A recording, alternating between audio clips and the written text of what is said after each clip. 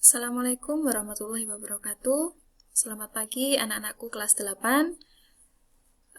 Pada hari ini materi kita adalah tentang pembelajaran IPA pada bab 1, yaitu tentang bab gerak pada benda. Manusia dan hewan memiliki perilaku gerak yang tidak jauh berbeda. Manusia dan hewan sama-sama bisa berjalan dan menunjukkan gerakan-gerakan yang mudah diamati. Namun, bagaimana dengan gerak pada tumbuhan? Bagian apa saja dari tumbuhan yang dapat bergerak?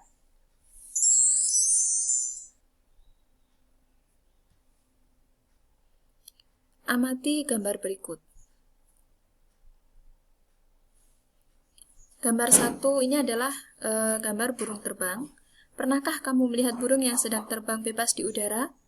Bagaimana burung tersebut dapat terbang dengan stabil di udara? Apa yang mempengaruhi gerakan burung tersebut?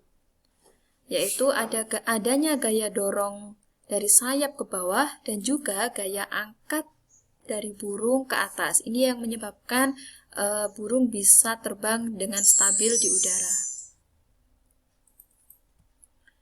Nah, kita akan mempelajari bab 1, yaitu gerak pada makhluk hidup dan juga pada benda.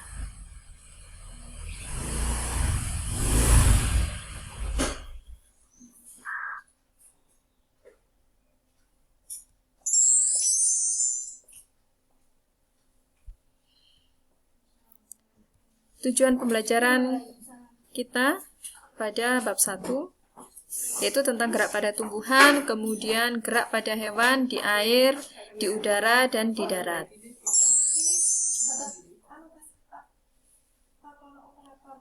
Amati pada gambar berikut.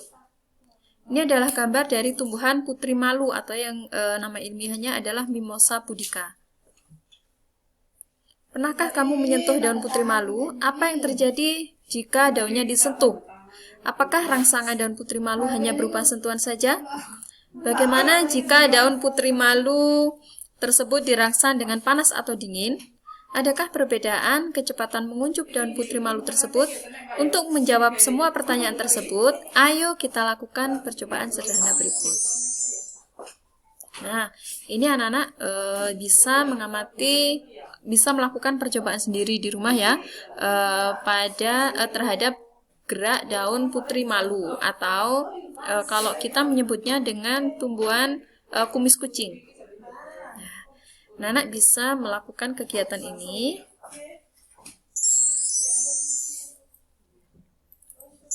Nah, ini hasilnya.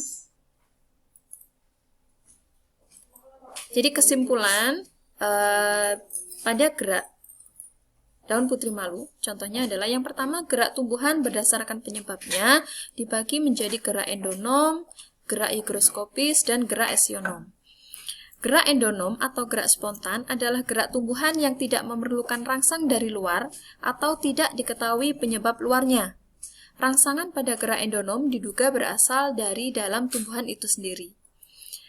Yang ketiga adalah gerak higroskopis, yaitu gerak bagian tumbuhan karena pengaruh perubahan kadar air di dalam sel sehingga terjadi pengerutan yang tidak merata. Yang keempat adalah gerak esionom, yaitu gerak tumbuhan yang disebabkan oleh adanya rangsangan dari lingkungan sekitar. Kemudian gerak esionom dibedakan menjadi gerak tropisme yang terdiri dari gerak geotropisme, hidrotropisme, tikmotropisme, fototropisme, dan kemotropisme. Gerak esionom yang kedua yaitu gerak taksis yang terdiri dari gerak kemotaksis dan fototaksis. Kemudian yang gerak esionom yang ketiga yaitu gerak nasti yang terdiri dari gerak niktinasti, fotonasti, seismonasti, termonasti, dan nasti kompleks. Nanti yang bisa kalian pelajari di buku paketnya masing-masing. Gerak pada tumbuhan. Gerak pada tumbuhan dibagi menjadi gerak higroskopis, gerak esionom, dan gerak endonom. Gerak esionom dibagi menjadi 3, yaitu gerak nasti, gerak tropisme, dan gerak taksis.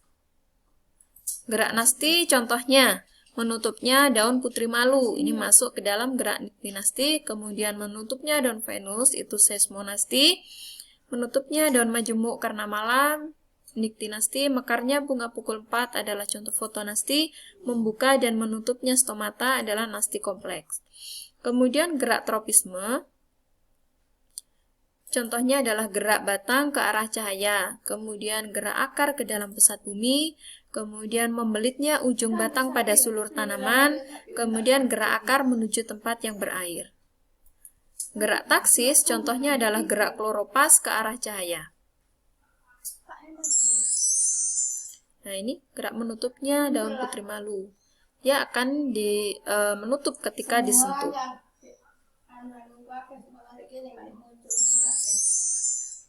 Kemudian ini contohnya daun Venus yang menangkap serangga.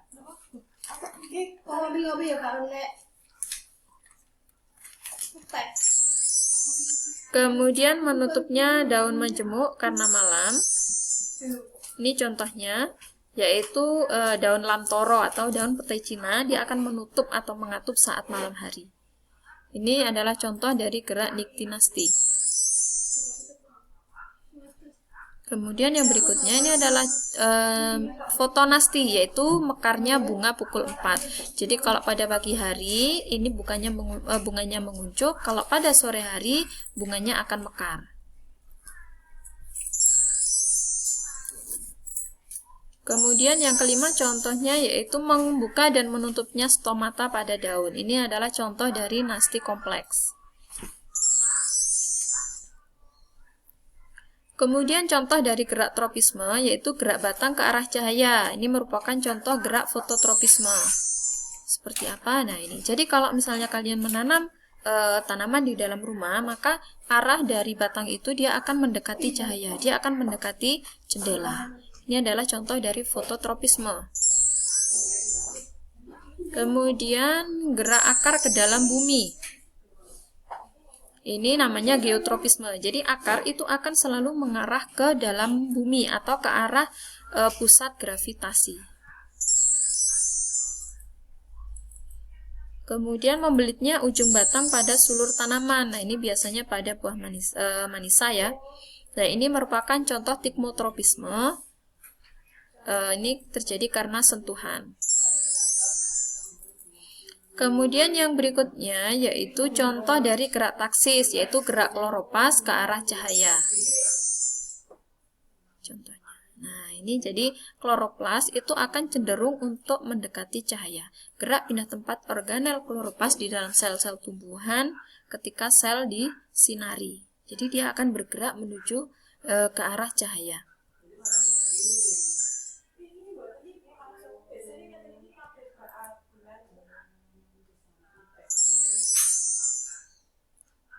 Kemudian ini definisi dari gerak tropisme adalah gerak tumbuhan sebagai akibat pengaruh rangsang dari luar.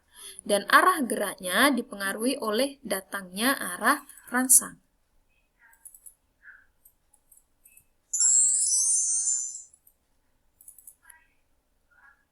Kalau gerak nasti adalah gerak bagian tubuh akibat pengaruh rangsang dari luar dan arah geraknya tidak dipengaruhi oleh arah datangnya rangsang. Kemudian taksis yaitu gerak pindah tempat yang dilakukan oleh organisme dan arahnya biasanya menjauhi atau mendekati datangnya rangsang.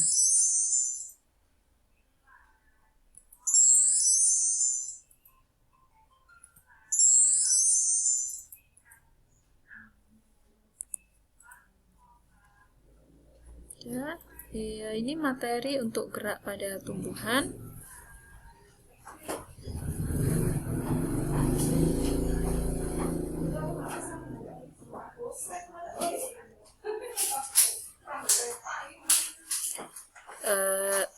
Ini untuk kegiatan 1.2, yuk kita coba tugasnya ini ya. Yang pertama, amati tanaman yang ada di sekitar kamu, kemudian temukan 10 tanaman yang berbeda, dan identifikasikan jenis gerakan yang dilakukan oleh tanaman tersebut. Nah, ini hasilnya, nanti hasil tugasnya silakan dikirimkan ke Bu Sofi. Udah, sekian dulu materi kita hari ini untuk bab gerak pada tumbuhan. Nah, terima kasih. Assalamualaikum warahmatullahi wabarakatuh.